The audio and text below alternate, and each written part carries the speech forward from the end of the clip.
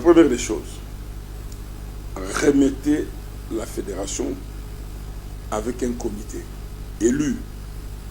C'est-à-dire, il faut administrativement remettre la fédération dans son fonctionnement normal. Parce que cette fédération ne fonctionne pas normalement aujourd'hui. D'un côté, la normalisation, qui est la conséquence de quelque chose qui ne fonctionne pas. De l'autre côté, ce sont des mesures conservatoires qui avaient déjà été prises par l'un des ministres qui était ici, des sports. L'autre qui arrive après un engagement auprès de la CAF de remettre ses prérogatives à la FECOFA, les garde aussi, et ça pose problème. Ça pose problème. Donc, il faut que cette fédération retrouve d'abord sa structure et son fonctionnement normal. La souveraineté, et là, c'est à travers les élections. Qu'ils organisent leurs élections, ben, je suis sûr, mais je doute fort. À suivre parce que moi, je suis branché. J'ai gardé beaucoup d'autorités africaines en matière de football, ont gardé contact avec moi.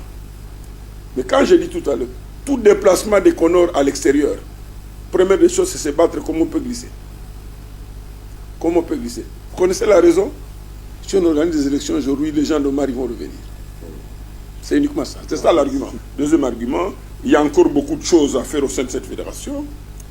Je me suis posé la question, moi j'ai géré cette FECOFA, mais aucun jour j'étais président et financier. Aucun jour. Que j'étais président financier, je voyage avec mon ordinateur en train de transférer des fonds, tout ça là. Seul gérer les finances, jamais.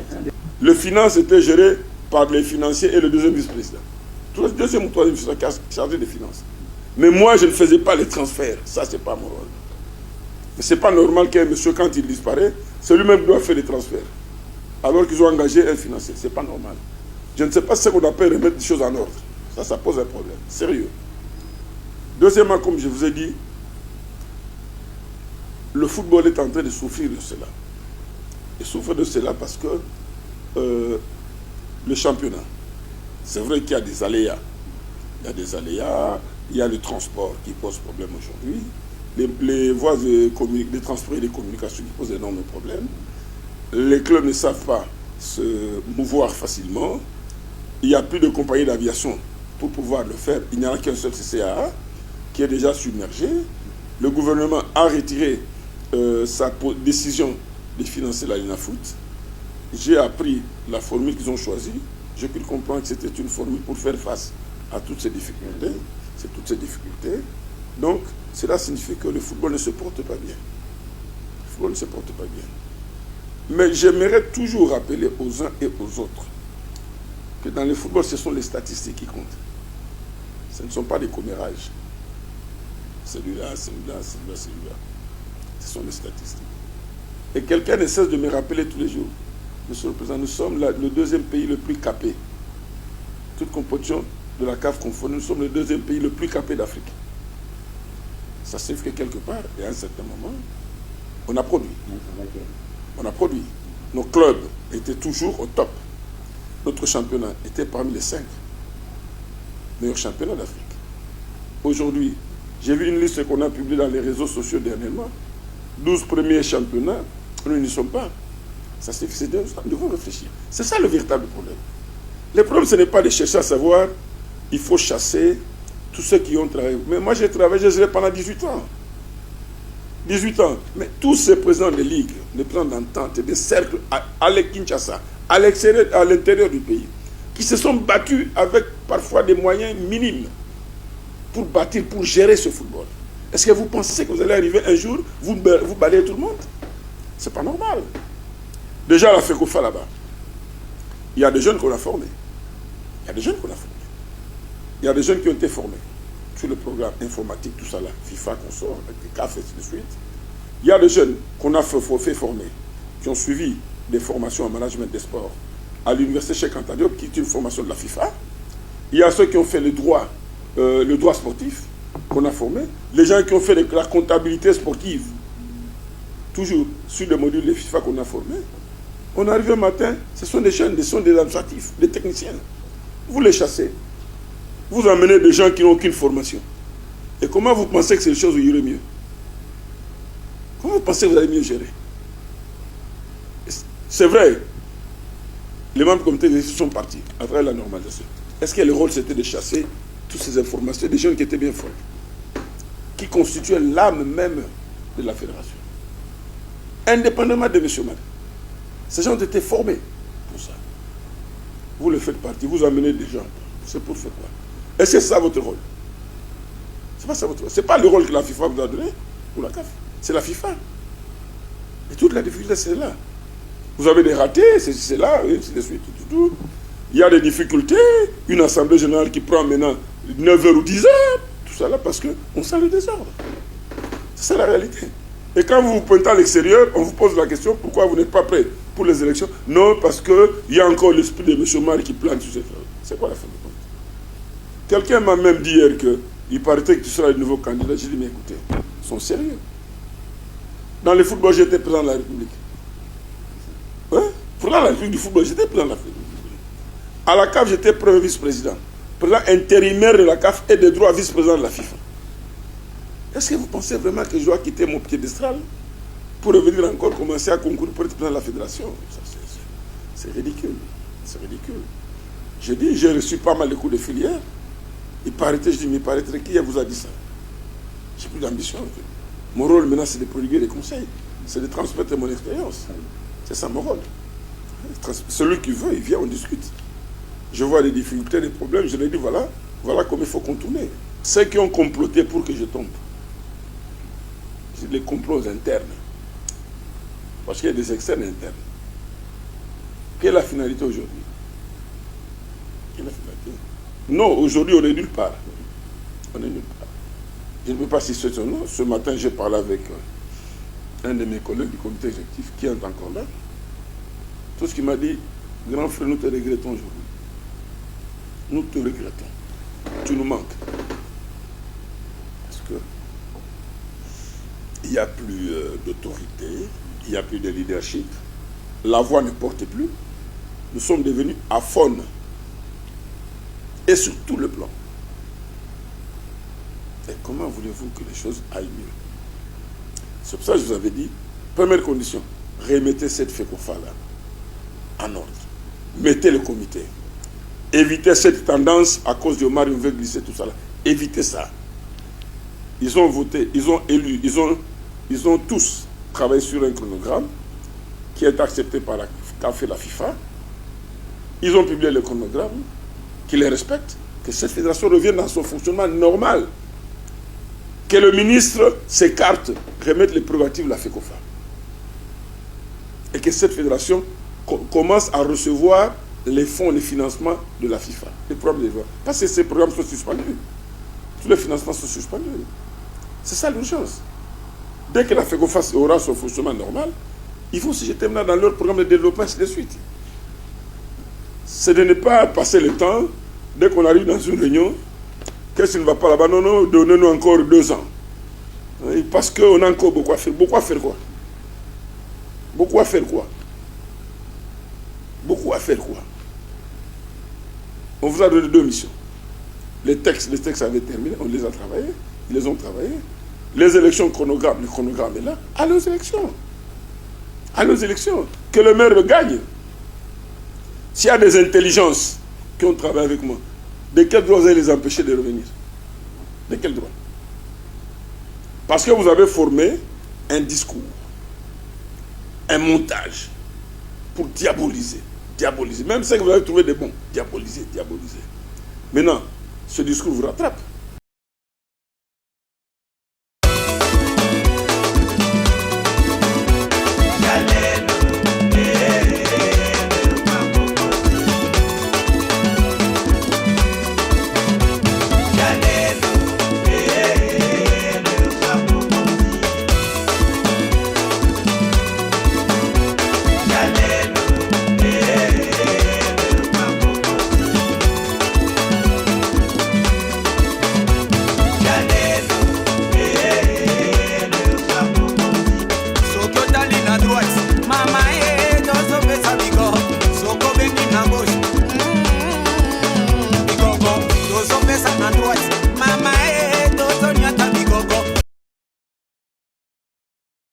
Mais écoutez, on est satisfait d'avoir vu la parution du calendrier.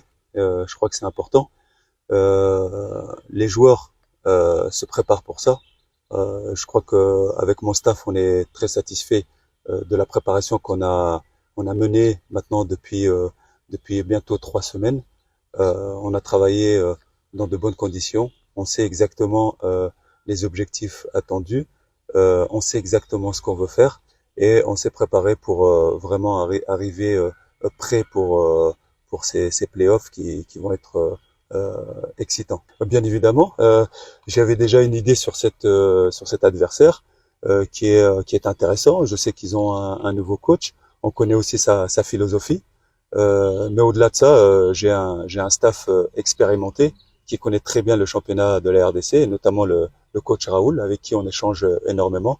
Donc sur ce côté-là, il n'y a pas d'inquiétude. On va faire en sorte vraiment de répondre à cet objectif. Écoutez, la situation est connue depuis le début. Quand on s'engage dans un projet, on l'analyse, on l'étudie. J'ai étudié la situation en tant que professionnel et j'ai accepté ce projet. Oui, il y a un handicap, mais je crois que je suis venu, j'ai trouvé un groupe qui a bien travaillé, ça il faut le dire, puisqu'on a fait des tests et j'ai vu que le groupe avait super bien travaillé avec le staff qui était en place. Donc je partais déjà avec une base. Maintenant il y a un travail à faire, je pense, sur le plan tactique. On a des joueurs intéressants qui ont des qualités. Maintenant il va falloir, pour aller plus haut, pour aller être plus compétitif encore, aller vers le haut niveau, il va falloir peaufiner certains aspects tactiques qui sont souvent, vous savez, le plus difficile dans une équipe.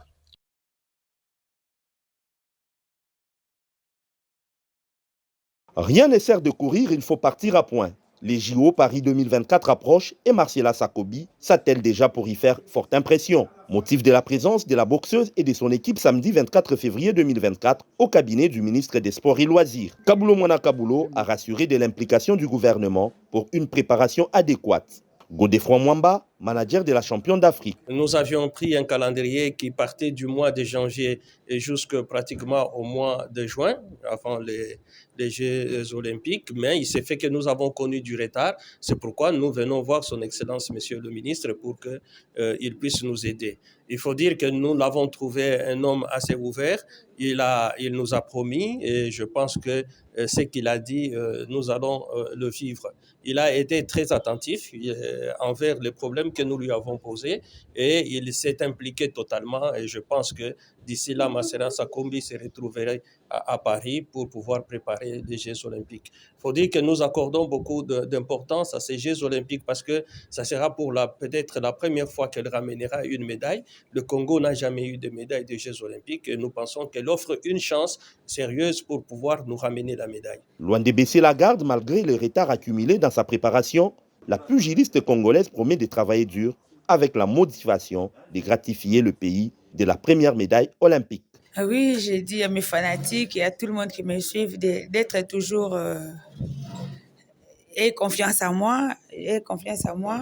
Je vais vous ramener une médaille, peu importe les conditions de préparation. Rassurez-vous que Marcella Sakobi est là pour bien et bien vous représenter au niveau des Jeux olympiques.